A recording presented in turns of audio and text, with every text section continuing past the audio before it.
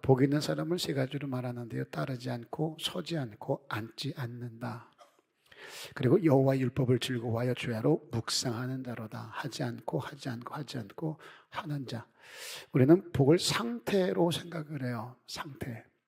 돈이 많은 상태, 뭐 성공한 상태, 유명해진 상태, 내 자리가 바뀐 것, 이런 상태를 우리는 복이다라고 생각을 해요. 없는 건데 있어진 거.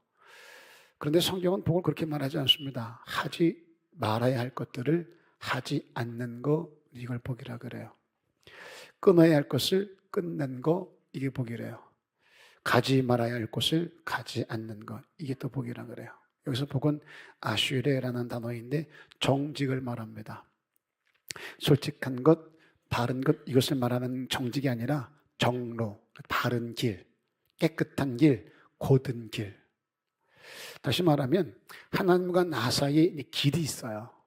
그런데 그 사이에 어떤 것도 끼어있지 않게 깨끗하게 연결된 상태를 아슈레라고 해요. 그게 복이라는 거죠. 아버지와 나 사이, 그 중간에 아무것도 끼어있지 않는 것. 하나님과 나 사이에 어느덧 나도 모르게 사업이 끼어들어요. 그래서 자꾸 걸림이 되네요. 장애가 되고 막힘이 되네요. 돈이 끼어들어요. 돈 때문에 자꾸 하나님이 뒤로 밀려요. 심지어 자식이 끼어듭니다. 하나님과 나 사이를 그렇게 방해하는 그 무엇이 끼어들 때가 있어요. 그런 것들을 다 제거하고 깨끗하게 하나님과 나만 연결되어 있는 상태, 그것을 아슈레, 복이라는 거예요. 하나님이 나에게 자식을 줬어요. 대선물이라 그래요. 누가 준 거예요? 그럼 하나님이 줬다 그러잖아요. 하나님이 주신 거예요. 선물로 줬어요. 그런데 우리 실수가 뭐냐면 주신 선물을 사랑해요. 하나님이 직업을 주셨어요. 근데 주신 하나님보다 받은 직업을 더 사랑해요. 그 직업 때문에 하나님을 자꾸 뒤로 밀어내요. 돈 벌능도 하나님이 주셔야 된답니다. 그럼 내 재물 누가 준 거예요? 하나님이. 근데 주신 하나님보다 받은 그 재물을 더 사랑을 하기 시작을 해요. 그렇게 하나님과 나 사이에 자꾸 끼어드는 것이 생기게 되어집니다. 막힘들이 생겨요. 장애들이 생겨요. 그때부터 하나님의 복과는 멀어지는 거예요. 결혼을 했어요. 너무 사랑해서. 그런데 자꾸 중간에 끼어드네. 누가 끼어들어요? 시어머니가 끼어들어요. 그때부터 힘듦이 되는 거예요. 당신하고는 전혀 문제가 없는데 시댁 식구들 때문에 내가 힘들거려요. 시누이들 때문에 힘들어요. 실제로 그렇게 너와 나는 문제가 없는데 중간에 끼어든 것들 때문에 힘듦이 돼서 갈라던 사람들 굉장히 많이 있습니다. 나는 하나님을 너무 사랑하는데 중간에 끼어드는 것들이 자꾸 방해가 될 때가 있어요. 심지어 그 끼어드는 것을 더 사랑하여서 주신 하나님을 뒤로 미룰 때가 있더라는 거죠. 아슈레, 이거는 하나님과 나 사이 아무것도 끼어있지 않고 오직 하나님과 나, 그렇게 둘만이 온전하게 깨끗하게 연결된 상태를 말하는 것. 그게 이제 복인 거예요. 오늘 아침 하나님의 임재를 말씀드렸어요. 그 임재에 방해되는 것들 있잖아요. 그래서 회복하자 말씀드렸거든요. 예, 아버지와 나와 함께 같은 길을 걷고 함께함에 걸림이 되는 것, 그 사이 끼어드는 것, 그렇게 내 마음을 빼앗는 것, 그것들을 우리가 찾아서 제거할 수 있어야 된다는 거예요. 다 하나님이 주신 거예요. 그런데 그 주신 것을 너무 사랑을 해요. 그것에 마음을 뺏겨요. 이게 오늘을 사는 성도들이 쉽게 빠지는 신앙의 함정이라는 거예요. 하나님이 주신 것에 마음 뺏기지 말자는 거죠. 그것을 주신 하나님께 마음을 줄 수 있어야 돼요. 주신 것이냐, 주신 분이냐. 항상 이것 때문에 씨름을 해야만 합니다. 그 하나님을 사랑할 수 있는 저와 여러분 됐으면 좋겠어요. 아멘은 했는데 다시 물어볼게요. 아들이요, 하나님이요? 쉽게 대답하지 말고 나중에 벼락칠지도 몰라요. 또 너 하나님이라며 그래 놓고 벼락칠지도 모르니까 생각을 잘하고 대답을 하셔야 돼요. 하나님이요, 돈이요? 솔직하게. 자식은 금방 하나님이라더니 돈 나오니까 여러분은 자식이요, 돈이요? 돈 주는 자식. 그래서 그렇게 사랑해도 돈 안 주면 도둑놈 새끼다. 내가 널 얼마나 사랑하고 널 얼마나 쏟아부었는데 이놈 새끼 엄마 아빠가 늙었다고 용돈도 안 주고 지들만 아휴 도둑놈 새끼들. 어버이날 조심하세요. 어버이날 어머니 모시고 아버지 모시고 여기저기 개끌도 끌고 다니지 말고 용돈을 주세요. 저도 그런 짓을 많이 했는데 뭐만 하면 먹으러 가지. 아니 노인들이 뭘 먹어요. 먹으면 지들이 다 먹지. 어머니가 그러더라니까 저희 어머니가. 제발 좀 끌고 다니지 마라. 힘들어 죽겠다. 네 새끼들 셋, 저 집 새끼들 셋, 여섯에다가 니들하고 하면 열이야. 내가 먹는 게 많니? 니들이 먹는 게 많니? 다 저들 먹는 거지. 어머니가 그래요. 니들 먹는 거, 니들이 잘 먹는 거. 엄마가 뭘 먹니? 또 우리가 먹는 걸 먹어요. 그리고 또 어머니 왜 안 드세요? 안 드세요? 먹을 걸 줘야 먹지. 나는 돈을 좋아하는데 돈을 줘야지. 부모들이 다 그래요. 그러니까 마음을 주래요. 마음을 자꾸 하나님이 준 것에 마음 뺏기지 말고. 여러분들은 자식이냐 돈이냐 그러면 돈 주는 자식. 이게 하나님과 합당하겠냐고요. 항상 우리 이루리 시험이 와요. 하나님께서는 아브라함을 믿음의 여정으로 데리고 가실 때 이렇게 말합니다. 내가 너의 기업이라고 얘기를 해요. 우리는 하나님을 통해서 다른 기업을 바라잖아요. 그런데 하나님은 내가 네 기업이라고 얘기를 해요. 우리는 하나님에게 복을 달라고 그래요. 그런데 하나님은 야 내가 네 복이지 않냐 라고 말씀을 하세요. 이게 아멘 돼야 된다니까. 하나님을 사랑하고 하나님을 마음에 품으면 그 하나님이 부족이 없게 해준답니다. 우린 이 부족이 없게에 대한 정의를 잘해야 돼요. 우리 부족이 없게 하면 내가 원하는 만큼 하나님 뭔가를 줘야 돼. 그래야 부족이 없다고 생각을 해요. 아니요. 욕심을 뜯어내야 부족이 없어진다니까. 자꾸 내가 바라는 거 원하는 것들을 다 채워줘야 부족이 없게 아니라니까요. 내 안에 있는 쓸데없는 욕심들을 다 뜯어내야 하나님으로 만족하게 되어진다는 거죠. 이거를 바울은 자족이라고 그랬어요. 내가 부유한데도 궁핍한데도 처할 줄 안다. 예, 능력 주는 자 안에서 예수로 말미암아 가능해진다는 거예요. 이 안에 욕심이 없어요. 오직 아버지밖에 사명밖에. 그러니 날마다가 행복이고 감사인 거예요. 이걸 자족이라 그래요. 없으면 없는 대로, 있으면 있는 대로 감사하며 나누고 베풀고 믿음 지키고 신앙 지키고. 이게 부족이 없는 상태에 있는 거예요. 정리 잘하셔야 됩니다. 그렇게 하나님이 주신 게 복이 아니랍니다. 그런 것들을 주시는 하나님이 복인 거지. 그러다 보니 뭘 주지 않아도 원망 불평하지 않습니다. 왜? 여호와의 뜻이 있기에. 그래서 복 있는 사람은 하나님과 나 사이에 있어서는 안 되는 것들이 없어요. 주의하셔야 돼요. 이렇게 설교하면 또 치우칠 때가 있어요. 이건 자식에게 마음 주지 마. 자식 필요 없다니까. 이 얘기가 아니고요. 직장에 마음 뺏기지 마. 대충에 돈 필요 없어. 그건 세상적인 것들이야. 이런 얘기 아닙니다. 잘못 이해하면 신앙이 몰상식이 된다니까.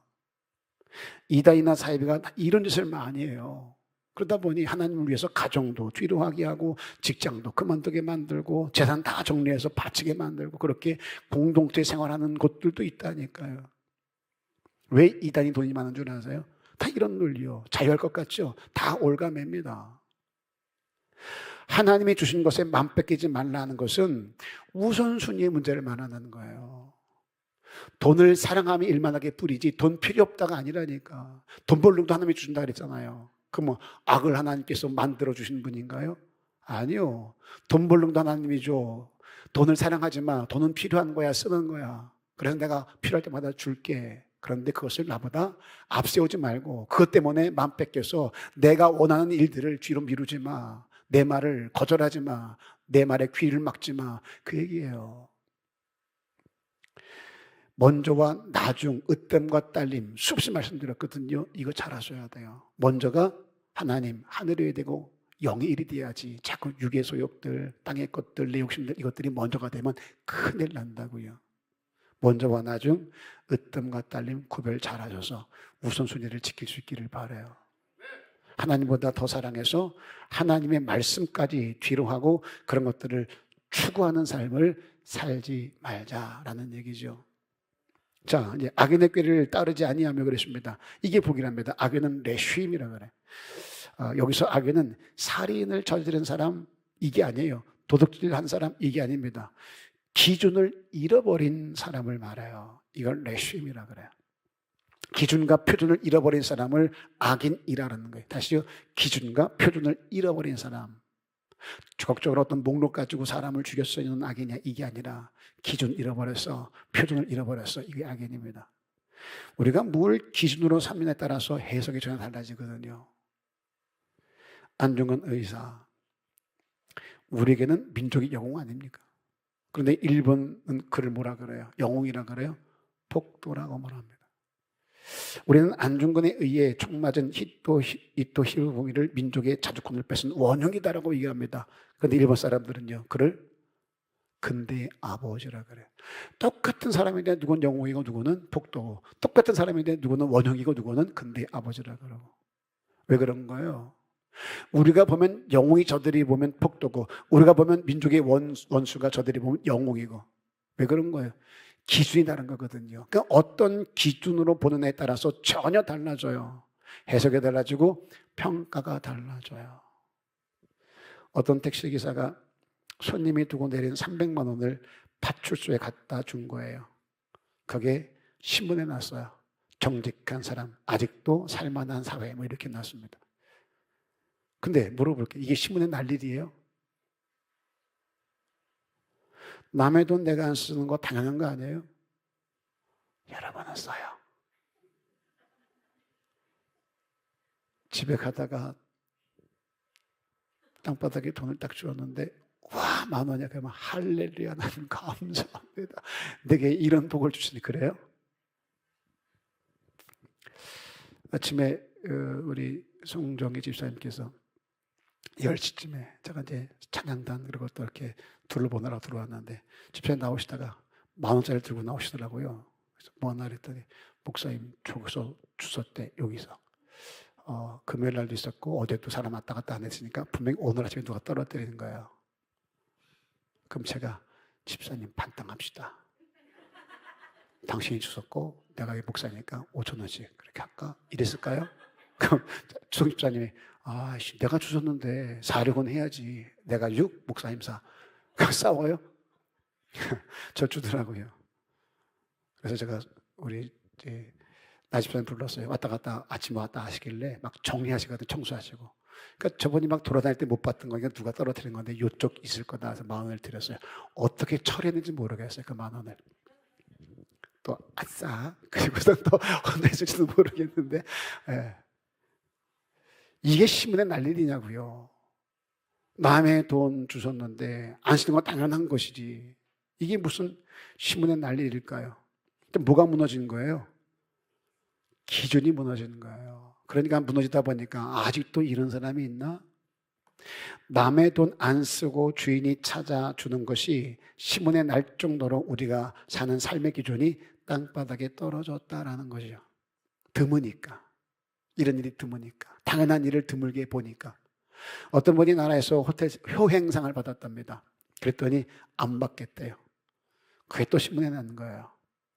그분이 안 받은 이유를 이렇게 말합니다. 이것 때문에 신문한 것 같아요. 내 부모를 내가 섬기는데 왜 나라에서 그걸 상을 주느냐. 너무 당연한 것을 했는데 그게 상 받을 만한 일이냐. 난 상 받으려고 한 일도 아니고 상 받을 만큼 그렇게 어머니에게 잘하지 못했다. 이것 때문에 신문난 거예요. 무슨 말인 거예요 지금? 기준이 무너졌다는 거예요. 부모를 공경하는 건 당연한 것이고 말씀에 있는 얘기임에도 불구하고 우리가 그렇게 하지 못하니까 이런 일들이 신문에 나요. 당연한 일을 했는데 당연한 일을 했다고 칭찬하는 사회가 됐습니다. 기준이 너무 낮아지니까 그런 기준에 맞는 사람이 극히 드무니까 이런 게 뉴스거리가 됩니다. 창피해야 돼요 우리가. 내가 어떤 기준에 있느냐에 따라서 해석이 달라지는 거예요. 성경을 정경이라고 그래요. 캐논이라고 그러는데 대나무자란 뜻입니다. 아모스에서는 이것을 다림줄이라고 말했어요. 공사장에서 기준을 잡는 표준입니다. 본문에서 말하는 악인은 사람 죽이고 때린 게 아니라 그랬어요. 자신이 무언가를 결정하고 어떤 일을 진행할 때 말씀으로 기준을 삼지 않았대요. 이게 악인인 거예요.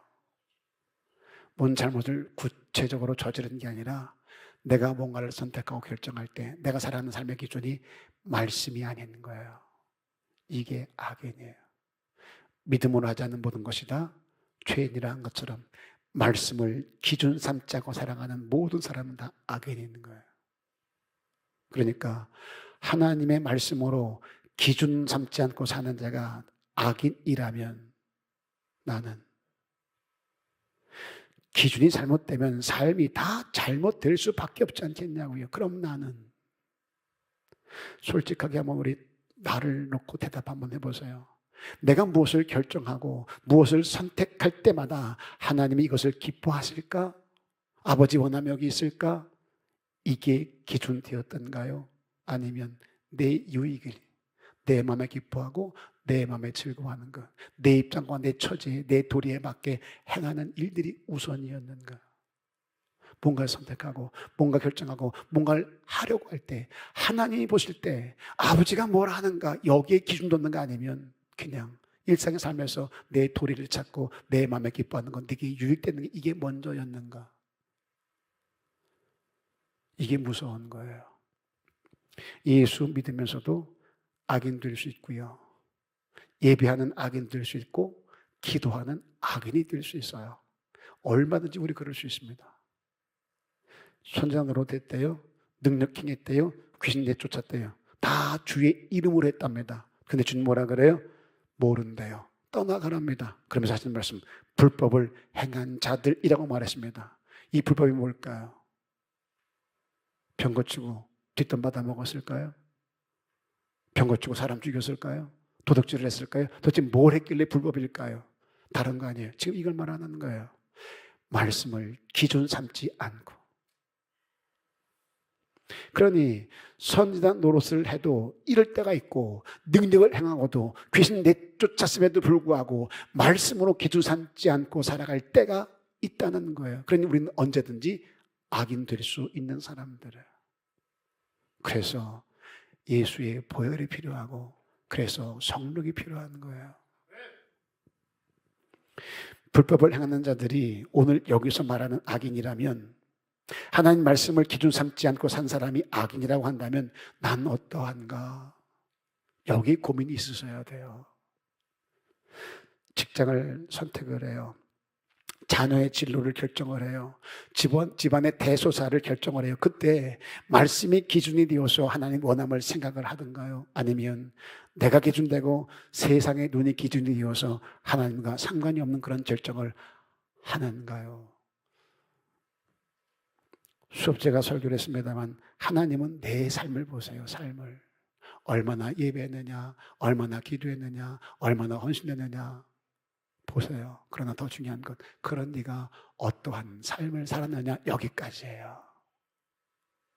내 삶 현장에서 내 결정을 보신다는 거죠. 내 선택을 본다는 거죠. 내 반응을 보신다는 거예요. 예배한 네가, 기도한 네가, 은혜 받은 네가, 내게 헌신한다고 충성한다고 말하는 네가, 내 사역을 나누어 감당하는 네가 네 삶의 현장에서 믿지 않는 사람과 어우러질 때 세상을 살아갈 때 어떻게 반응했고 어떻게 결정하고 선택했느냐 그걸 보신다는 거예요.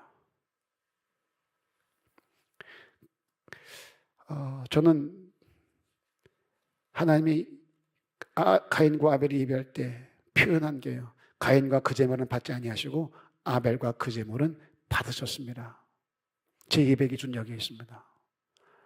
나와 내가 드리는 예물, 제물, 마음이요.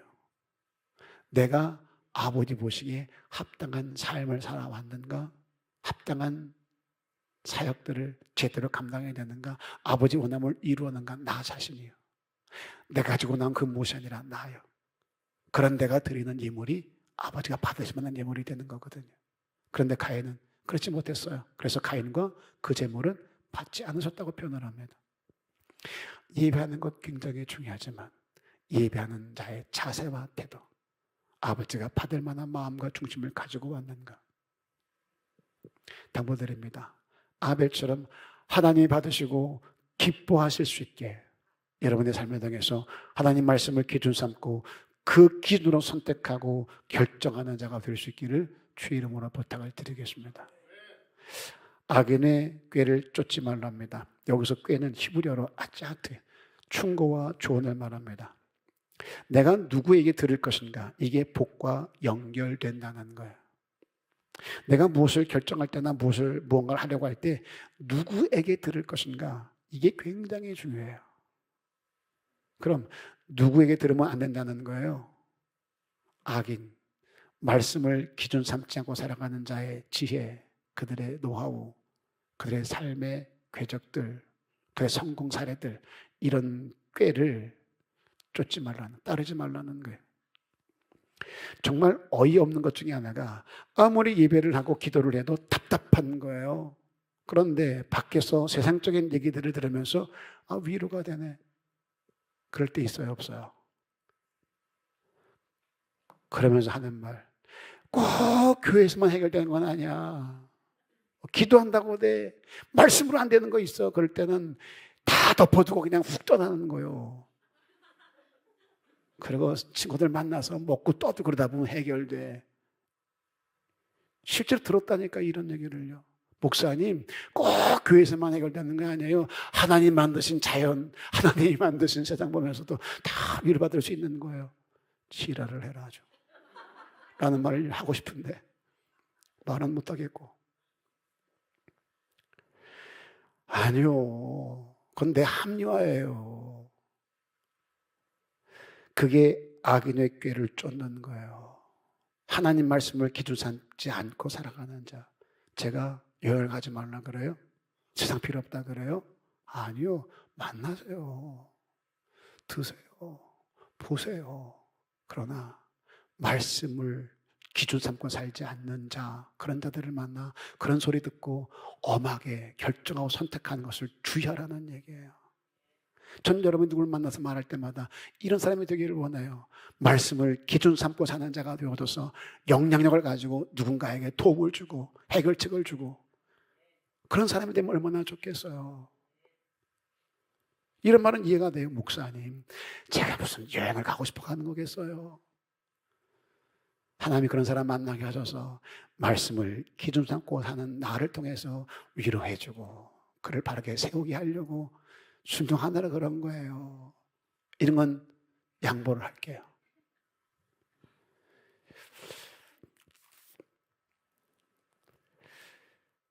이스라엘 백성들이 출애굽하고 가나안은 들어가 보지도 못하고 광야에서 다 죽었습니다. 20세 이후에 나온 남자들은 여호수아, 갈렙 말고는 다 죽었어요. 왜요? 이거요. 들음에 실패했기 때문이에요. 이만큼 중요해요. 내 생과 사를 결정할 수도 있다니까요. 가나안 정탐 후에 여호수아 갈렙의 말을 제쳐두고 열 정탐꾼의 말을 듣고 망한 자들이에요. 들어보니까 합리적이야. 내 맘에 쏙 들어. 내가 봐도 저럴 것 같아. 이해가 돼. 근데 여호수아 갈렙 말은 뜬구름 잡는 소리가 안 듣는 거예요. 그동안 내가 마음이 상했어요. 그동안 내가 생각해도 이건 아니었어요. 그런데 그들이 보니까 역시나 내 말이 맞는 것 같다. 그러니까 신원제가 생기는 거예요. 내가 뭐라 그랬어? 이럴 줄 알았다니까. 원망 불평하다 다 죽고 망하는 거예요. 그런데 그들이 볼 때 말도 되지 않는 뜬구름 잡는 소리 같았지만 하나님이 그들의 말대로 그렇게 그들을 이끌어 가셨다는 거예요. 누구 말을 들을 것인가 분별을 잘할 수 있어야 돼요. 세상의 가치를 가지고 성공한 사람들, 돈 많이 번 사람들, 높은 지위에 있는 사람들, 많이 배웠다는 사람들, 그렇게 법구하지 모양 이렇게 저렇게 다 빠져나가며 부를 축적한 사람들, 소위 성공했다는 사람들, 그것을 근거로 삼고 그들의 말을 듣고 쫓아가면 같이 망해요. 그들 죽을 때 같이 죽는다고요. 그러나 지금 사는 게 좀 힘들고 어려워도 퍽퍽해 보이고 답답해 보이더라도 그가 아버지의 말씀대로 사는 사람이라면 하늘을 가진 자에게 내가 인정하지 않지만 그에게는 행복이 있고 바울처럼 자족의 비결을 비워서 기뻐 감사하는 사람이기에 내가 지금 눈이 가려워서 저걸 이해 못하겠지만 저게 정도일 거야. 저게 신앙일 거야. 그리고 그들의 말을 듣고 살아가는 성도가 될 수 있어야 돼요. 솔로몬 이후에 나라가 분열돼요. 그 이유가 솔로몬의 아들 르호보암에게 여로보암과 신하들이 찾아옵니다. 그런데 이 르호보암이 그들의 조언을 듣지 않아요. 깨어있는 사람들, 하나님의 사람들의 조언 듣지 않습니다. 그리고 오히려 하나님이 없는 자들의 말을 듣고 향합니다. 왜? 내가 들어도 그게 옳은 것 같다. 그게 더 마음에 들어. 그래야 될 것 같다. 내가 왕인데 저렇게 해야 되겠다. 그래야 나라를 다스릴 수 있겠다라고 싶은 거죠. 그러다 북왕국 이스라엘과 남왕국 유다로 나라가 분열이 된 거예요.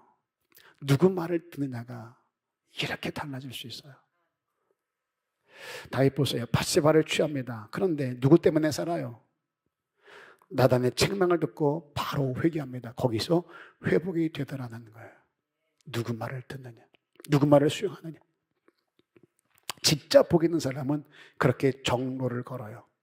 아버지와 나 사이요, 그 사이에 누구도 끼지 못하게 합니다. 자녀가 됐든 사업이 됐든 돈이 됐든 사람이 됐든 다 밀어내고 먼저 하나님을 찾아요. 뿐만 아니라 악인의 꾀를 따르지 않습니다.